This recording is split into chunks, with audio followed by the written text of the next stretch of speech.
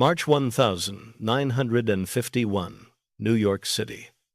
Frank Costello sits before the United States Senate, but millions of Americans watching television do not see his face. His lawyer has objected to the cameras showing it, so the audience sees something stranger instead: his hands. They move across the table beneath the lights, folding, tightening, shifting as senators question the man newspapers call the Prime Minister of the Underworld. The voice is unmistakable, rough and damaged from an old throat operation. But the image is incomplete. No dramatic gangster portrait, no cigar held beneath a fedora. Just two restless hands belonging to a man who has spent most of his adult life building power precisely by keeping himself out of the picture. For decades, Frank Costello has operated differently from the gangsters who become famous through shootings and street wars. He understands violence, and men around him are capable of using it, but his greatest weapon is access. A telephone call to the right lawyer, a relationship with a political figure, a gambling partner in another state, a friendly official who knows whom to speak with. A problem quietly resolved before it becomes a headline. By 1951, Costello is one of the most important figures in American organized crime. Lucky Luciano has been deported. Vito Genovese has returned from Italy and wants greater control. Albert Anastasia remains a dangerous ally. Meyer Lansky is part of the wider network of gambling and syndicate relationships that stretches far beyond New York. And Costello sits near the center of it all, not because he is the most feared killer in the room, but because powerful people answer when he calls. That is why the Senate hearing is so dangerous. The Kefauver Committee is investigating interstate crime and gambling, and television has transformed the inquiry into a national spectacle. Roughly 30 million Americans will watch portions of the New York hearings. For perhaps the first time, the secret world Costello has spent years cultivating is being translated into something ordinary citizens can see inside their homes. Senators ask about gambling. They ask about political influence. They ask about income, associations, and the machinery behind organized crime. Costello becomes increasingly irritated. At points, he refuses to answer. He leaves the hearing table without permission. The spectacle makes him look evasive, and every movement of those hands seems to reveal tension that his words are trying to conceal. The irony is almost perfect. Frank Costello has spent his career proving that invisible influence can be stronger than public authority. Now public authority is making invisibility impossible. Television turns a backroom fixer into a household name. Prosecutors gain attention. Politicians gain incentive to pursue him. The image of the hands becomes a symbol of something Americans had long suspected but rarely witnessed so directly. Organized crime was not simply gunmen in alleys. It was money, gambling, political relationships, businesses, lawyers, and men who knew how to connect them. Costello had built his advantage by understanding that the most effective criminal leader was not always the one holding the gun. Sometimes it was the man who knew who would answer the telephone after the shooting. But once the entire country begins watching him, that advantage starts to disappear. The Senate will not destroy Frank Costello in a single hearing. Neither will the prosecutors who follow. His most dangerous enemy is already inside the Mafia, waiting for legal pressure to weaken him. Vito Genovese wants the position Costello occupies, and he understands that a boss, surrounded by investigations, eventually becomes easier to challenge. To understand how Frank Costello reached this table and why another gangster would later send a gunman into his apartment lobby, we have to go back to the beginning, when he was not the Prime Minister of the Underworld at all. He was Francesco Castiglia, a young immigrant learning a lesson that would define his entire career. Carrying the gun yourself makes you visible, and visibility is dangerous. Francesco Castiglia was born on the 26th of January, 1891, in Calabria, southern Italy, and came to the United States with his family as a young child in 1895. They settled in Manhattan, where the Lower East Side was becoming one of the most crowded immigrant districts in America. Italians, Jews, Irish families, Laborers, merchants, political clubs, saloons, street gangs, and tenement households existed within blocks of one another, all competing for work, space, protection, and influence. Francesco did not arrive in New York as Frank Costello, and he certainly did not arrive as a mafia boss. He became a street criminal first. As a teenager and young man, he drifted into the environment surrounding the 5 Points gang, the same criminal world that produced or connected future figures, such as Lucky Luciano and other gangsters who would later dominate organized crime. Costello accumulated arrests for assault, robbery, and weapons offenses, and between 1,908 and 1,918, he spent time behind bars, repeatedly. At this stage, nothing about his career looked particularly sophisticated. He was another young gangster, operating close enough to street violence that police could catch him carrying the evidence of his own crimes. A gun could make a man dangerous, but it could also make him easy to prosecute. That distinction became important in 1918. Costello married Loretta Gigerman, and, according to later accounts, made a decision that would separate him from many of the men around him. He stopped carrying a gun. The choice should not be mistaken for a moral conversion. Frank Costello did not leave crime. He changed how he practiced it. After years of arrests, he appears to have understood that the man physically holding the weapon accepts a kind of risk that the man arranging the situation can avoid. From that point forward, Costello increasingly built his career through partners, negotiation, gambling, political relationships, and layers of protection rather than personal displays of force. Remarkably, after the repeated jailings of his youth, decades would pass before he again served a prison sentence. The lesson was simple and ruthless. If violence was necessary, there were other men capable of violence. Costello's value would come from knowing when violence was unnecessary. Around the same period, his relationship with Charles Lucky Luciano became increasingly important. Luciano possessed ambition, organizational intelligence, and an instinct for building alliances beyond old neighborhood boundaries. Costello brought a different talent. He could talk to people. He could form relationships across ethnic lines. He could deal with gamblers, politicians, businessmen, and criminals without needing every conversation to become a contest of intimidation. That made the two men unusually compatible. They were part of a younger generation of gangsters beginning to understand that New York's underworld could become far more profitable if criminals stopped thinking only in terms of street corners and started thinking in terms of networks. Costello also changed his name, moving from Castiglia to the more Americanized Frank Costello, a transformation that fit the identity he was constructing. He was becoming less visibly tied to one immigrant enclave and more comfortable moving through a broader criminal marketplace. That flexibility would prove enormously valuable because the greatest business opportunity of his generation was about to be created by the federal government itself. In January 1920, national prohibition took effect, banning the legal manufacture and sale of most alcoholic beverages, while doing almost nothing to eliminate the American appetite for drinking. Overnight, an enormous legitimate market was pushed underground. Someone had to import the liquor, transport it, store it, protect it, distribute it, bribe officials around it, and collect the profits.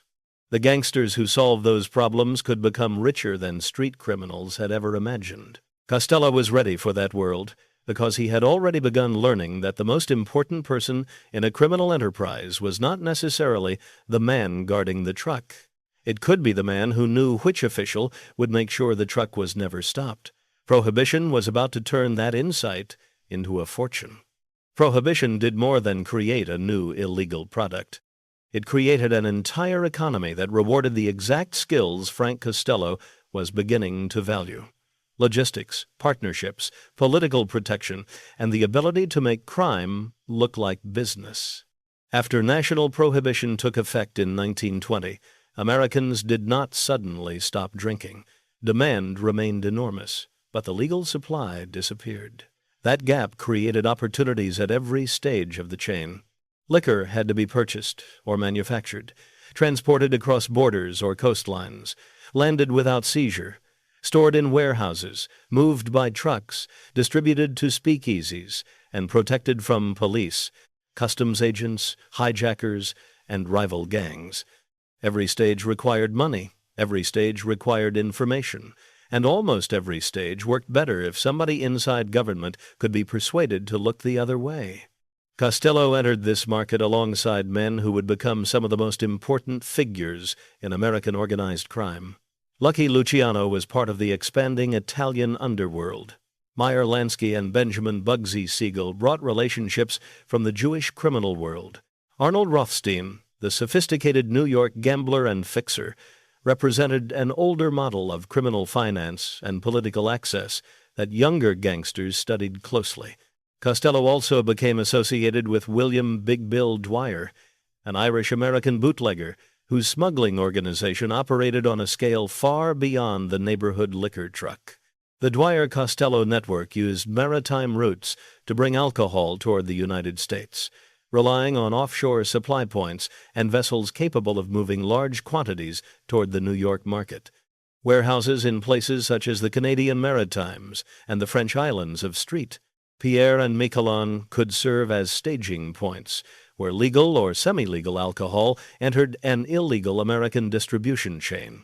From there, ships carried cargo toward the coast, where smaller vessels, crews, truckers, warehousemen, and distributors moved the product inland. The economics were extraordinary, because Prohibition itself created the premium. A bottle worth one price, where alcohol could be purchased legally, became far more valuable once transported into a market where the law had made supply scarce. The criminal organization captured the difference. But Costello was learning that smuggling was not simply about boats and bottles. A shipment worth tens of thousands of dollars could be destroyed by one customs seizure. A truck could be stopped by one honest officer. A warehouse could be exposed by one informant. A prosecutor could turn a business empire into an indictment. That meant political and law enforcement relationships were not side benefits. They were operating costs. Money spent on protection could be as important as money spent on liquor. Costello increasingly distinguished himself in precisely this area. He was good at cultivating people who could make obstacles disappear, or at least become less dangerous. That did not mean every politician he knew was corrupt, or every official who crossed his path belonged to him. His real advantage was more subtle. He understood that criminal organizations survived when they had access to legitimate systems. A lawyer could delay a case. A political contact could provide information. A friendly official might influence enforcement priorities. A businessman could supply a legitimate front.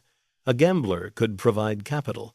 Each relationship reduced uncertainty, and reducing uncertainty made illegal commerce more profitable. The government eventually attacked the Dwyer-Costello operation.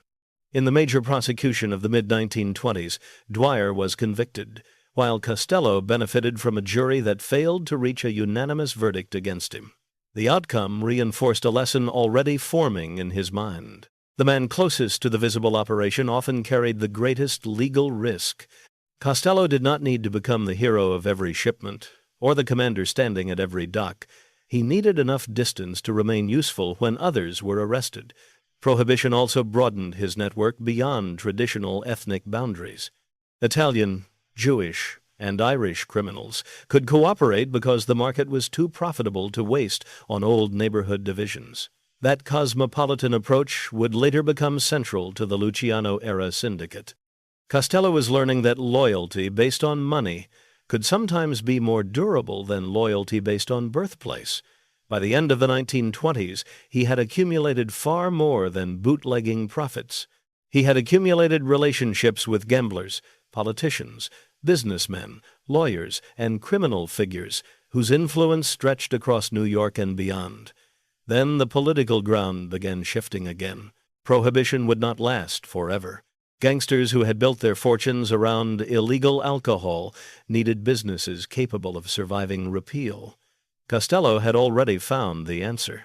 Gambling required no cargo ships, no warehouses full of liquor, and no border crossing every time a customer wanted to spend money.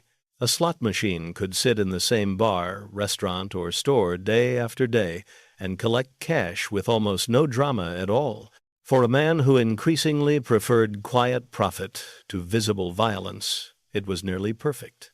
Prohibition had taught Frank Costello how political protection could make an illegal business breathe. Gambling was about to teach him how the same protection could make money every single day. When Prohibition began to collapse, Frank Costello did not collapse with it because he had never treated liquor as the final business. He treated it as a temporary market built on politics, scarcity, and protection. Gambling offered something far more durable. People had been betting long before Prohibition, and they would continue betting after repeal. The challenge was not creating demand. The challenge was creating a system that could collect from that demand repeatedly, without attracting the kind of violence and spectacle that destroyed other rackets. Slot machines were almost ideal. A machine could be placed inside a bar, restaurant, social club, or neighborhood business, and quietly collect small amounts of cash all day. No bootlegging fleet had to cross the Atlantic. No warehouse full of liquor had to be protected from hijackers. No convoy of trucks had to move through checkpoints. The machine simply waited for customers. A player inserted coins, pulled the lever, and most of the money stayed inside. At regular intervals, a collector emptied the machine. The location owner received a share. The operator took the rest. Multiply that arrangement across hundreds or thousands of machines, and gambling stopped looking like a vice hidden behind a back room. It became a distributed cash network. Costello understood the beauty of the model immediately. Each individual machine was small enough to seem trivial. The total system could be enormous. But the same simplicity created one obvious problem.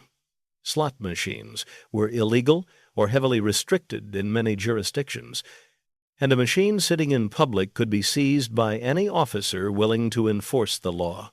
That meant gambling profits depended on something Costello already knew how to acquire: protection. A machine needed a location.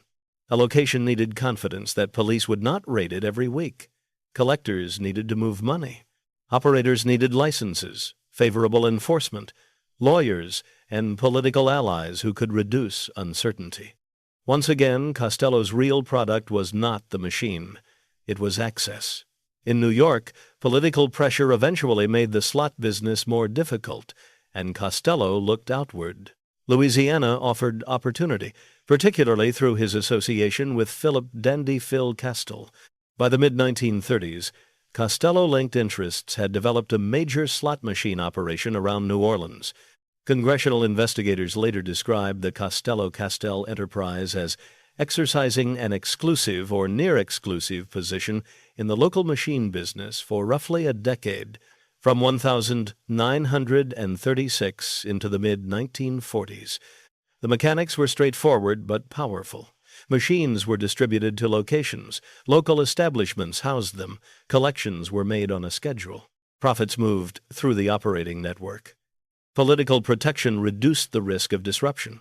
Nobody needed to rob the customer. The customer voluntarily fed coins into the machine. The criminal element appeared in the control, protection, and political insulation surrounding the operation. It was a business model perfectly suited to Costello because it rewarded consistency more than drama. Violence could remain in the background as insurance rather than the main event. The deeper Costello moved into gambling, the more his reputation changed. He was no longer simply a bootlegger who had survived Prohibition. He was becoming a broker between criminal money and legitimate institutions. A businessman with a licensing problem might know somebody who knew Costello. A gambling operator facing police pressure might seek an introduction. A political figure might know that Costello could influence votes, raise money, or deliver support through neighborhood networks. Costello did not need to hold office himself. In fact, holding office would have been dangerous because official power leaves records, responsibilities, and public accountability. His preferred position was one step removed. He wanted to be the man people consulted before the official decision was made. Later, investigations and wiretap evidence would reinforce the image of Costello as an intermediary. whose value lay in solving problems through relationships. One example involved Roosevelt Raceway, where congressional discussion of intercepted conversations and testimony described money being paid to Costello in connection with difficulties surrounding the track. The exact meaning of every conversation was disputed, and not every contact proved corruption. But the pattern mattered. Powerful people believed Frank Costello was worth consulting because he knew how to navigate systems other gangsters simply threatened. That distinction separated him from men such as Albert Anastasia. Anastasia represented force. If a union problem required intimidation, his world understood that language. Costello represented something less visible. He could make a phone call that prevented the problem from reaching the point where intimidation became necessary. That made him valuable to criminals who wanted stability and to businessmen who wanted illegal arrangements to remain predictable. It also helped explain why he could move comfortably among people who would never have sat publicly with a street gunman. The public image of organized crime focused on assassinations, gang wars, and men with nicknames. Costello increasingly operated where those images became inconvenient. He preferred hotel suites, restaurants, political clubs, gambling partnerships, lawyers' offices, and private conversations. His power appeared in outcomes. A machine stayed in place. A raid did not happen. A case slowed down. A gambling operation expanded into another jurisdiction. A political connection produced access.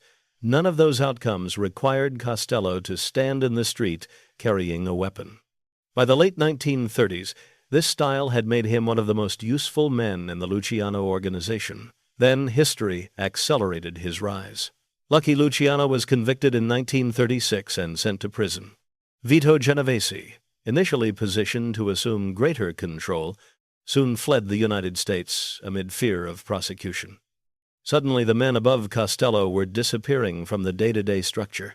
The fixer, who had spent years staying behind the throne, was about to discover that the throne itself had become vacant. Lucky Luciano's conviction in 1936 changed Frank Costello's position more dramatically than any gunfight ever had. Luciano had helped build the new Mafia structure that emerged from the wars of the early 1930s. And Costello had prospered inside that system because it rewarded exactly what he did best: negotiation, gambling, political access, and relationships across factions. Vito Genovese initially stood closer to the formal line of succession. He was aggressive, ambitious, and comfortable with the kind of direct authority Costello rarely advertised. But Genovese soon faced his own legal danger. By 1937, fearing prosecution in connection with a murder case, he left the United States for Italy. The result was extraordinary. Luciano was in prison. Genovese was overseas. And Frank Costello, the man who had spent years making himself useful without appearing to chase the title, suddenly became the effective day-to-day leader of the organization. This was the moment when his philosophy of power moved from personal strategy to management style. Costello did not try to become the most terrifying boss in New York. He did not need to. He already had men around him who supplied violence when violence was required. Willie Moretti, a longtime ally with influence in New Jersey, provided muscle, contacts, and loyalty. Albert Anastasia, rising through the Mangano organization and deeply feared for his association with waterfront power and underworld enforcement, became another important ally. Costello's genius was understanding that a boss did not have to personally embody every form of power if he could maintain relationships with men who did. He could negotiate with politicians, gambling operators, businessmen, and lawyers, while knowing that the underworld understood he was not isolated. That combination made him unusually difficult to challenge. His organization earned heavily from gambling, bookmaking, slot machines, and other rackets that generated recurring revenue without the constant public warfare that had defined earlier gang eras. Costello preferred businesses that benefited from stability. A shooting might solve one problem, but a friendly official could prevent 10 problems from developing. A political relationship might keep an operation open for years. A negotiated settlement between rival criminals could protect income for everyone involved. Costello's style, therefore, depended on keeping the temperature low. He wanted organized crime to function like an invisible parallel economy, powerful enough to influence institutions, but quiet enough to avoid becoming a political emergency. For a time, that worked. Luciano remained an important symbolic and strategic figure, even from prison, but Costello increasingly handled the practical realities of leadership. When Luciano was deported to Italy in 1946, after his wartime sentence was commuted, the distance became permanent. Costello now occupied the position in New York that other men had once expected Genovese to inherit. That made the next development inevitable. Vito Genovese came back. He returned to the United States in the mid-1940s after years in Italy, and immediately encountered a criminal landscape very different from the one he had left. The organization had not waited for him. Costello had built alliances, accumulated political influence, strengthened gambling interests, and developed the legitimacy that comes from years of being the man other powerful criminals already accept as leader. Genovese could not simply walk into a room and announce that the old hierarchy had been restored. He needed to weaken Costello first. That would take time because Costello's authority did not rest on a single crew or one neighborhood. It rested on a network. Moretti supported him. Anastasia supported him. Luciano remained closer to Costello's style of leadership than to Genovese's ambitions. Meyer Lansky had long-standing relationships with Costello through gambling and broader syndicate business. Genovese understood that removing Frank directly could provoke retaliation from men whose interests crossed family lines. The conflict, therefore, developed slowly, less like an open gang war and more like a political campaign conducted inside a criminal organization. Costello continued operating as though stability itself were proof of leadership. Genovese watched for weaknesses. And then the world outside the Mafia began changing in a way neither man could completely control. Organized crime had spent decades benefiting from secrecy, public denial, frightened witnesses, and a government that often treated racketeering as a collection of local crimes. By 1950, that environment was disappearing. A United States Senate committee began traveling across the country investigating interstate crime, gambling, and corruption. The hearings attracted newspapers, radio, and eventually television. For Frank Costello, this was more dangerous than a rival with a gun because it attacked the foundation of his power. His influence worked best when everyone important knew who he was and everyone else did not. Now the federal government was preparing to put the hidden machinery of organized crime in front of the American public. Costello had spent nearly 20 years proving that the quietest man could be the strongest man in the room. The Kefauver committee was about to place a camera on that room and invite the entire country inside. By 1950, Frank Costello had spent decades learning how to make organized crime powerful without making himself unnecessarily visible. Then the United States Senate arrived with television cameras. The Special Committee to Investigate Organized Crime in Interstate Commerce, chaired by Senator Estes Kefauver of Tennessee, traveled from city to city examining gambling, racketeering, political corruption, and the connections that allowed criminal organizations to operate across state lines. Previous investigations had exposed pieces of organized crime, but television changed the scale of the confrontation. During the committee's New York hearings in March 1951, an estimated 30 million Americans watched portions of the proceedings. Families gathered around television sets. Bars and stores tuned in. For viewers who had known the Mafia mostly through newspaper stories about gangland murders, the hearings offered something new. Businessmen, bookmakers, politicians, law enforcement officials, and suspected racketeers appearing under oath. While senators asked how the machinery actually worked, Frank Costello became the star witness almost by accident. His lawyer objected to television cameras showing his face, and the compromise created an image more powerful than a conventional portrait. The cameras focused on Costello's hands. Millions of Americans heard his rough, damaged voice while watching fingers shift, tighten, and move across the table. The visual transformed him into a symbol of invisible power. The public could not see the face of the man senators were questioning, but they could watch the physical tension beneath the questions. Costello had built his career by remaining one step removed from the visible crime. Now television was turning that distance into spectacle. Senators questioned him about gambling income, slot machines, associations, political influence, and the structure of his business interests. One of the hearing's most famous exchanges came when Costello was asked what he had done for his country. His answer, often remembered because of its dry simplicity, was that he had paid his tax. But the larger story was not one clever line. It was Costello's increasing frustration with being forced to explain a world that had depended on not being explained. He challenged questions, invoked legal rights, and at points walked away from the hearing table without permission. To Costello, the committee could appear theatrical and intrusive. To the Senate, his behavior looked contemptuous. To the public, it made the man behind the hand seem even more like a hidden authority being dragged unwillingly into daylight. The hearings damaged him in a way that traditional policing rarely had.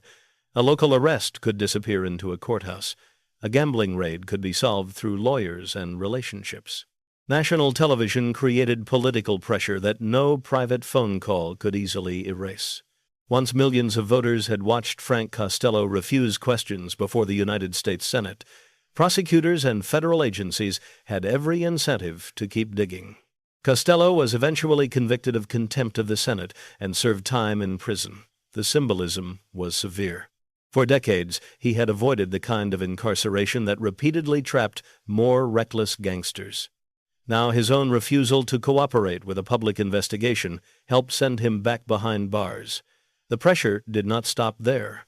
Federal authorities pursued tax cases, arguing that his reported income did not reflect the money surrounding his activities.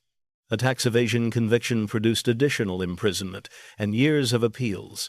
The government also attacked the legitimacy of the citizenship he had acquired decades earlier, alleging that his naturalization had been obtained through false statements concerning his criminal history.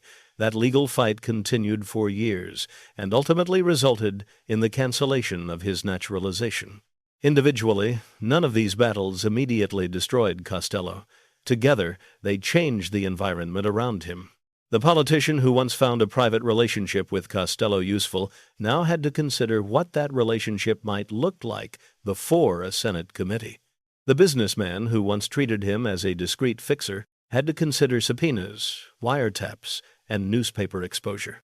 The boss, who had relied on quiet influence, was becoming nationally recognizable. His greatest asset was being converted into his greatest liability. And inside the Mafia, Vito Genovese was watching. Genovese did not need the federal government to convict Costello of being weak. He only needed the investigations to make Costello weaker than he had been before. Every prison term disrupted relationships. Every courtroom appearance consumed attention. Every public scandal made political allies more cautious. Every year Costello spent fighting the government gave Genovese more time to cultivate support inside the organization. The balance around Costello was also beginning to deteriorate for another reason. His power had never rested solely on himself. Willie Moretti had been an important ally in New Jersey, a man capable of providing muscle and underworld support when diplomacy was not enough. Albert Anastasia remained another major counterweight against anyone thinking of moving openly against Costello. But alliances between gangsters last only as long as the people inside them remain useful and alive. In October 1951, Moretti was murdered. Mafia accounts later portrayed his killing as a sanctioned response to concerns that his deteriorating behavior made him a security risk. Though the precise internal discussions cannot be reconstructed as fact, for Costello, whatever the motive, the consequence was real. One of the men reinforcing his position was gone. Anastasia still remained, but that made Anastasia more important, and therefore more visible as the physical shield around Costello's leadership. Genovese could read the board. To take the throne, he did not have to destroy Costello's entire network at once. He had to wait while prosecutors weakened one side of it and underworld events removed another. By the middle of the 1950s, the Prime Minister of the underworld had survived the Senate, prison, tax prosecution, and an attack on his citizenship. From the outside, that survival could still look like strength. Inside the Mafia, it increasingly looked like exhaustion. Frank Costello had spent 30 years proving that access could protect a man better than a gun. Now the government was cutting into his access, and Vito Genovese was preparing to test whether the man who had put down the gun decades earlier still had enough power left to keep his throne. By 1957, the struggle between Frank Costello and Vito Genovese had reached the point where neither man needed to declare war for everyone around them to understand that a war was already underway. Costello still possessed the title, the relationships, and the reputation of a leader who had spent years at the center of the Luciano organization. Genovese possessed something different, ambition sharpened by patience. He had returned from Italy determined to reclaim the position he believed should have been his, but Costello's network had made a direct challenge too dangerous. Willie Moretti had once provided support from New Jersey. Albert Anastasia, now boss of his own family, remained the violent counterweight that made attacking Costello potentially costly. Luciano and Lansky were closer to Costello's style of leadership than to Genovese's hunger for command. So Genovese waited, while time and pressure weakened the structure around his rival. Moretti was dead. Government investigations had made Costello more visible and politically toxic. Prison sentences had interrupted his day-to-day influence. Tax litigation and citizenship battles consumed attention. The fixer, who had once benefited from operating behind the curtain, was now one of the most recognizable gangsters in America. Genovese no longer needed to defeat Costello at full strength. He needed only to choose the moment when the cost of resistance became greater than the value of the throne. That moment arrived on the night of the 2nd of May, 1957. Costello returned to his apartment building at 115 Central Park West in Manhattan. He entered the lobby believing he was walking into one of the safest places in his routine. A man followed him inside. That man was Vincent Chin Gigante, a Genovese loyalist and rising street figure. The attack lasted only seconds. Gigante raised a handgun and fired toward Costello's head. The bullet struck him, but not cleanly. It grazed the side of his skull rather than penetrating deeply enough to kill him. Costello fell, wounded and bleeding, but alive. The failure of the shot became one of the most important moments in Mafia history because Genovese had attempted to solve a leadership problem with a bullet and instead handed Costello a choice. He could recover and retaliate, drawing Anastasia and other allies into a wider conflict. Or he could recognize that the attack itself had delivered the message more effectively than a successful assassination would have. Costello chose survival. His response in court reinforced the decision. Gigante was charged in connection with the shooting, but when Costello appeared, he refused to identify him as the gunman. The refusal helped undermine the prosecution and contributed to Gigante's acquittal. That moment has often been romanticized as an example of an old Mafia code, but Costello's decision was more strategic than sentimental. Identifying Gigante could strengthen the criminal case, but it would also announce that Costello intended to continue fighting Genovese through the legal system. Refusing to identify him communicated something else. Frank Costello was not going to turn the attempted assassination into a blood feud. He understood the underworld mathematics. Moretti was gone. The government had damaged his political network. Genovese had men willing to shoot him inside his own apartment building. Anastasia remained powerful, but relying on Anastasia meant tying his survival to another boss whose own enemies were multiplying. Costello had spent his career judging when a relationship was worth protecting and when a position had become too expensive to hold. Now the position itself was the problem. He effectively surrendered control of the family to Genovese rather than force a war for a title that could get him killed. To men who believed leadership was measured by domination, that could look like defeat. To Costello, it was calculation. He had never built his career around the idea that the boss must always be the most feared man in the room. He had built it around access, influence, and the ability to survive long enough for relationships to keep paying. The title of boss had once enhanced that system. By 1957, it was attracting bullets. Walking away did not erase his influence. It removed the target from his back. Genovese could claim the family. Costello could retain money, relationships, gambling interests, and enough underworld prestige that men would continue seeking his advice. The decision also exposed the difference between Costello and Albert Anastasia. Anastasia believed power had to be defended visibly, because fear was central to his authority. Costello had learned decades earlier that visible force carried visible risk. One man would continue standing as a violent obstacle in Genovese's path. The other would step aside. 5 months after the shooting in Costello's lobby, 2 gunmen would enter the Park Sheraton Hotel and murder Albert Anastasia in a barber chair. Costello had lost his throne.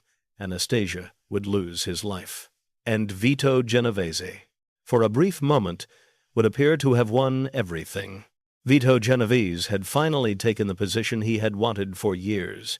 But Frank Costello's retreat would prove that losing the title and losing power were not the same thing. Costello stepped away from day-to-day control rather than force a war he might not survive.